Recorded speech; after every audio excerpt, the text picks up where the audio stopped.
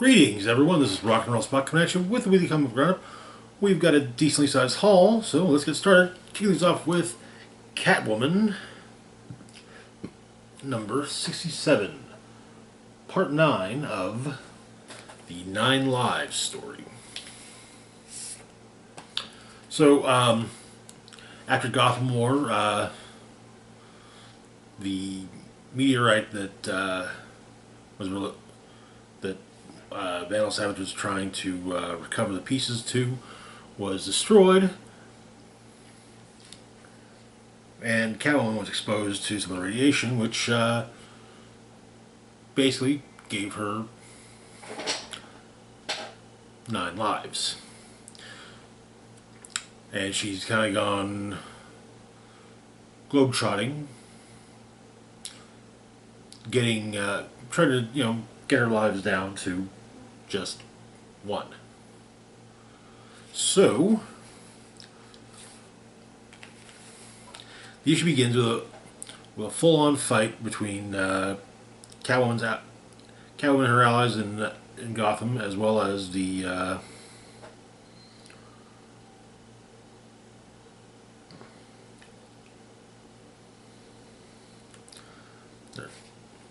against the forces of Viceroy and her Nemo squad. But Catwoman's health takes a turn for the worse. The previous night, Aiko Hasegawa and her Yakuza clan blockaded the docks, basically to prevent the Viceroy and her forces from arriving, from making landfall. Selena shows up, and she screwed up. She should have. She brought Viceroy to Gotham. However, Aiko realizes that Selena's health is not at its best. It seems that she's dying.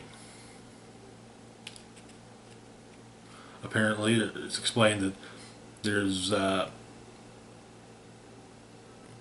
shard of the meteorite that Val said was collecting pieces of, that it's so small he didn't notice it was gone. It's in her skull. And basically, at some points she's fine, at some other points she's not. But she arranges a meeting for her forces. Aiko, Tomcat, Onyx, Scandal Savage, Hoops, Flamingo, and Santa Espada.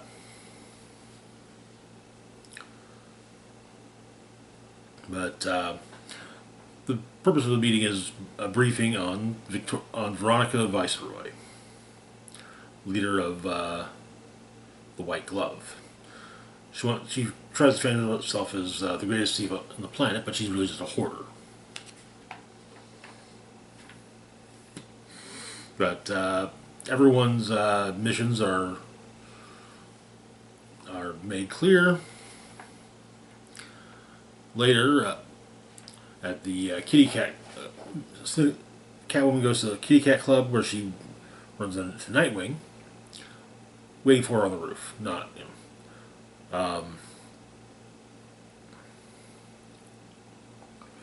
But she's got a gift for some of the girls at the Kitty Cat Club.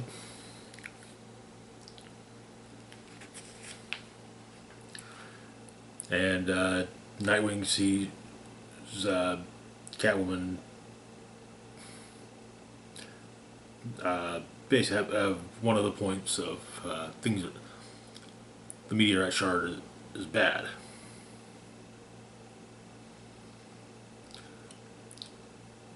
He suggests that Selena go talk to Bruce, but not yet. Also, Dario suggests that, but saying that if they and she points out that she feels terrible, she looks terrible, but she tells Dario that after everything is taken care of with the white glove, then she'll go see Bruce. But at the present, she realizes, she's got to go see him now because there's not really all that many people that could help her in her current state. But all she feels is pain. She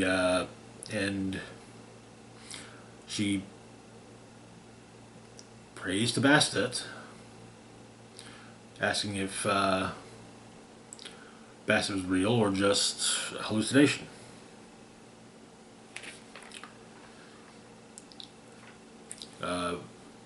Veronica Viceroy turns the tables on Catwoman's group. They with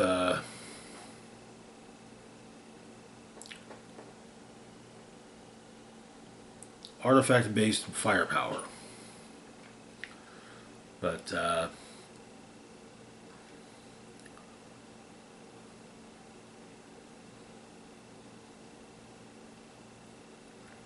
Selena passes out in the arms of someone who's big and warm, with wearing expensive cologne. She thinks it's Bruce, but he states that he's been mistaken for Bruce before. Flamingo is there as well. It turns out that she's in the clutches of Hush. It's unknown as to whether or not Hush is planning to remove the shard of the meteorite from her brain or kill her. And that is where the issue ends. Pretty sure that Catwoman's going to be okay. But we'll see. We'll see how the whole thing plays out. Moving on, though, to our next book, we've got Nightwing number 116. So in Nightwing 114, it turns out that there was a multi-million-dollar donation to Dick Grayson's charity in Roland Desmond's name. Well, from Roland Desmond. And so, basically, a means of money laundering. And as Dick tried to basically figure out what the hell was going on, he was basically made to appear to be Heartless, the villain that he's been tracking for the duration of Tom Taylor's run. So, and he was obviously arrested. The issue begins with Commissioner Maggie Sawyer of the Bloodhaven PD making a statement, doing a press conference, basically. Apparently, there were points that were made, basically, when it comes to events from the entirety of the run. For example, Dick's half-sister becoming the mayor, the financial records of Roland Desmond, the person who had them being killed in the Bloodhaven PD headquarters, so on and so forth.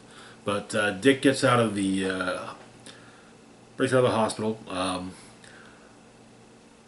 Babs is talking with Bat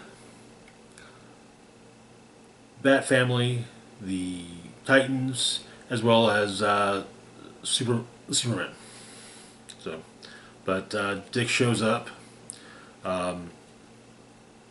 She cleans and dresses his wounds, but he explains that he has to go on a quest. She suggests he take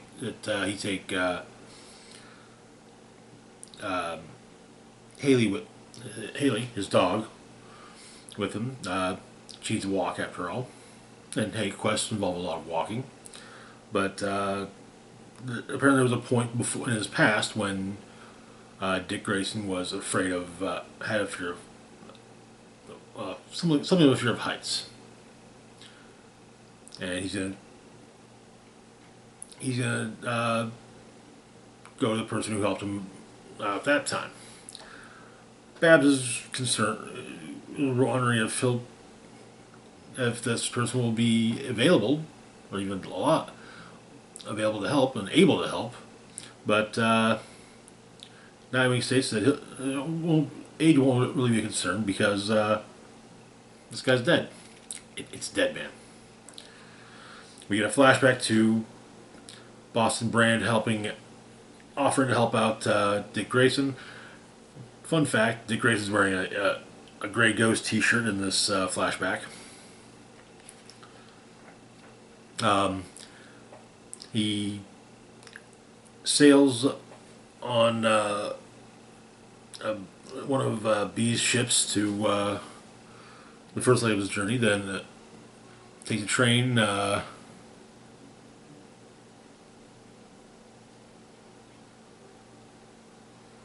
in Portugal, Istanbul. He rents a car for a few days of driving. Then he walks to Nana Parbat. Boston and Deadman's there.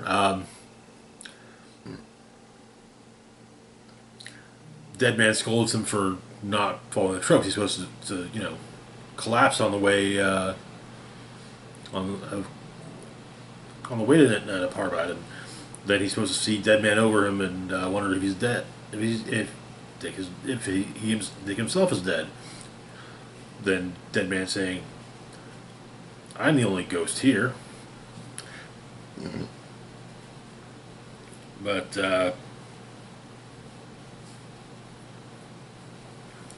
Dick tells him what's going on. He can't jump. He was poisoned. It's worse this time. And Boston says, "Of course it's worse this time. Last time he was afraid that it was after Dick fell. This time it's after your parents jumped and never came back." So Heartless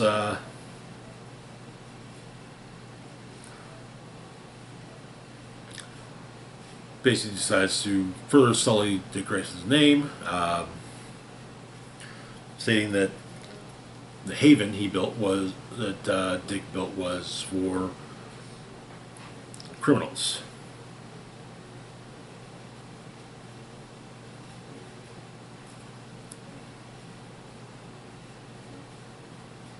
Not a haven for the poor or for children.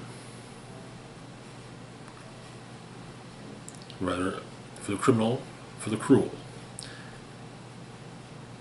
He states that they walk amongst him and bearing Heartless's mark. And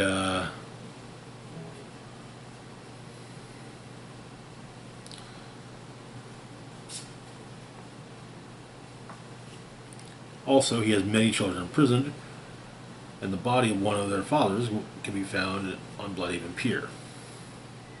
Cyborg over the Boom and discovers the body. The Titans basically Heartless wants the Titans out of Bloodhaven. So Babs and Batman are talking. Batman states that Bloodhaven has lost too much. It needs a hero. And so Batman is going to do for Dick what Dick has done for him on multiple occasions. Become Nightwing. And that is where the issue ends.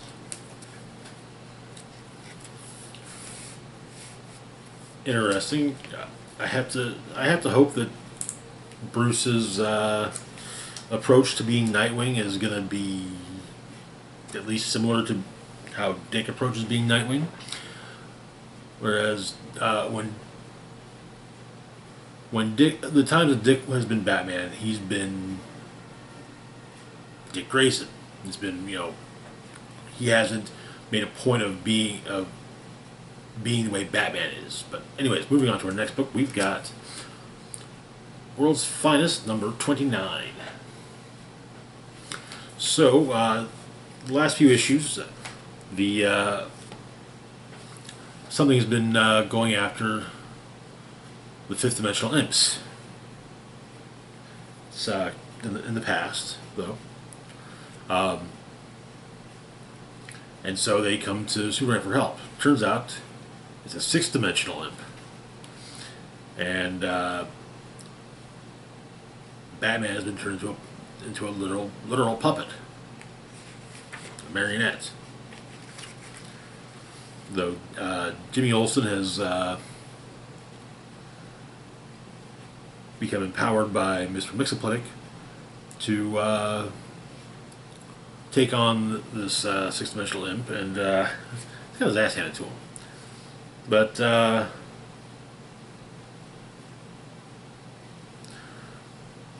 Bat Puppet says delivers a message to Robin and Superman. Pull. Mxyzptlk and Batmite go to find help, magical help. So Zatanna, Dr. Fate,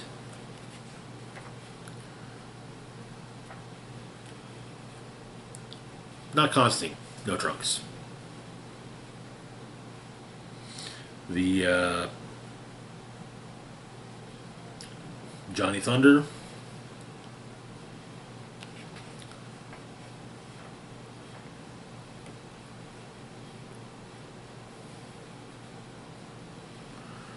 Dr. Occult and Prince Raman,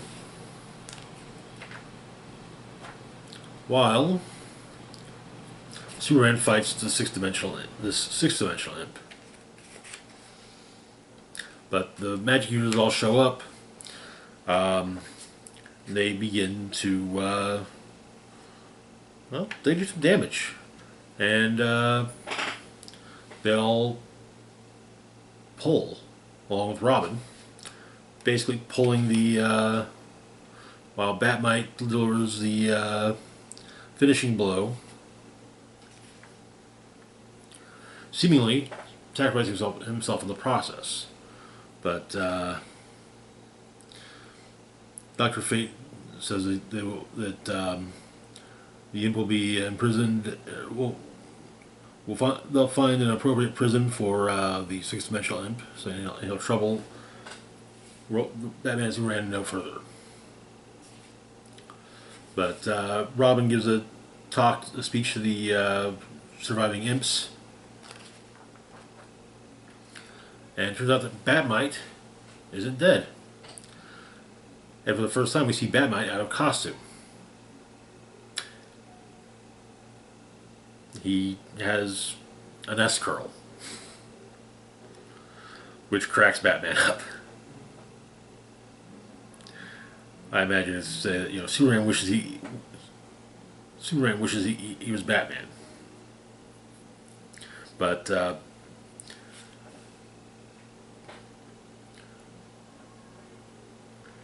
Batman says that he's proud of Batmite, and what he said earlier still holds. The world that Batman moves through isn't the same as the one that Batmite remembers. It's often dark, and it's often unkind, and he doesn't like. And Batman doesn't like what that would do to Batmite. Batmite needs to go home and find fulfillment there for his own sake. And he asks that Batman never forget him. And so, Batmite's costume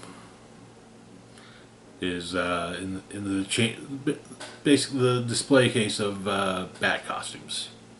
But the costume winks as the issue ends. And this particular story as well. Interesting end of the story. I mean, it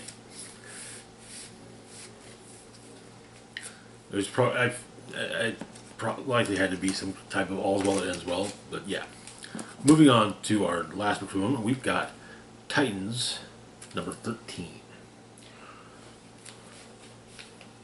At the end of Beast World, Raven's dark self imprisoned Raven in the Soul Stone, or in her Soul Gem, and began masquerading as Raven. She's been gathering power and to fulfill a prophecy of her becoming a Dark Queen. Recently, though, she's discovered that Nightwing's thoughts were shielded from her, and so she attacked him. The issue begins in Hell. Hera has come to see the Lord of the Underworld, currently Lady Blaze. And so Raven basically goes all Dark Winged Queen on Dick, and Cyborg and Beast Boy show up, but things probably return to normal, and they arrive at, and Beast Boy and Cyborg arrive at the Principality of Kravia. Apparently, a green talking tiger attacked the democratically elected president, who used to be one of a member of the Freedom Fighters.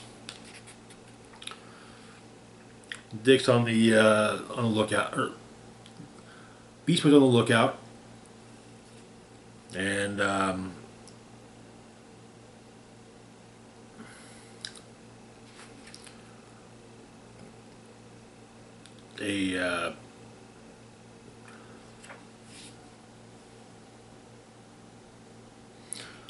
and this other shapeshifter turns into a blue-ringed octopus and has stung the president.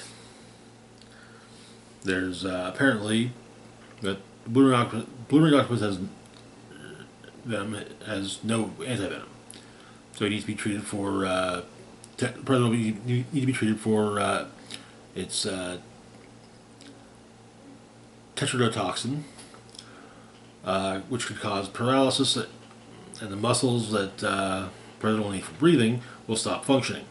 And so Cyborg has to basically put a ventilator, and so turns out that the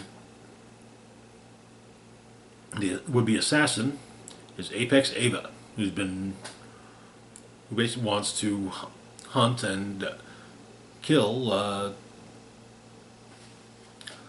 Beast Boy, but Beast Boy knows about her, but they fight,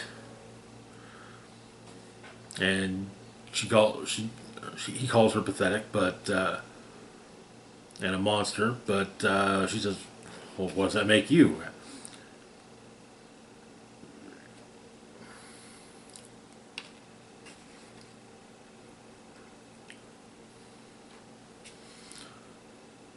But Raven shows up, and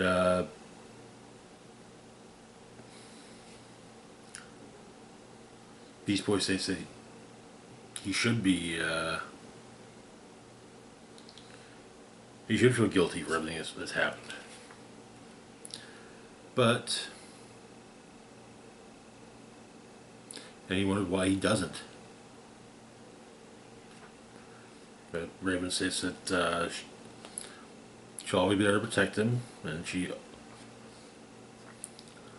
Meanwhile, in Hell, Hera is talking with Lady Blaze and two of Trigon's sons.